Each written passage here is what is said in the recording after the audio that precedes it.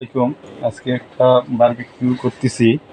তা মাছ দিয়ে ঘরে আমার মাইয়ে খাইবে, সেই জন্য প্রত্যেক দিনই করি। আগে মাছের পানিটা মুছিয়ে নিতে হবে ভালো করিয়া। মাছের পানিটা মুছিয়ে নিয়ে খুব সুন্দর করিয়া এই পানিটা মুছলাম, আগে মুছিয়ে রাখছিলাম, তারপরে মুছলাম, পাকাইলাম। তারপরে এই মশলাটা মাখাইতে হবে। আমার মশলা মাখানো, মশলাটা মাখাইয়া এইভাবে দিতে হবে।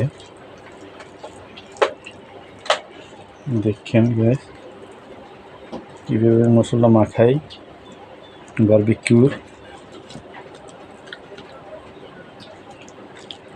এখানে সব কিছু দেওয়া মশলা, আমার বারবিকিউর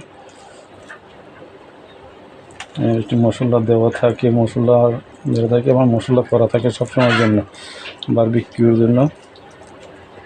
আমার মেয়েরা খায় বারবিকিউ মাঝে মাঝে, সেই জন্য আমার দেওয়া থাকে ঘরে। আর যেটা অর্ডার হয়, অর্ডারেও কাজ করা হয়, তো বড় বড় অর্ডার আছে বারবিকিউর, সেই বারবিকিউ বানানো হয়। এই আমি মশলা দিয়ে দিলাম, সুন্দর মতো লাগাইলাম। এই আমি সুন্দর মতো লাগাইয়া রাখলাম। তারপরে আমার এই অয়েল পেপার, এই অয়েল পেপারে আমার এই মাছটারে কী করতে হবে, এই দেখেন, এই অয়েল পেপার, এই মাছটার এইখানে পেঁচাইতে হবে। এই পেঁচাইলাম, মশলা একটু দিয়ে দিলাম।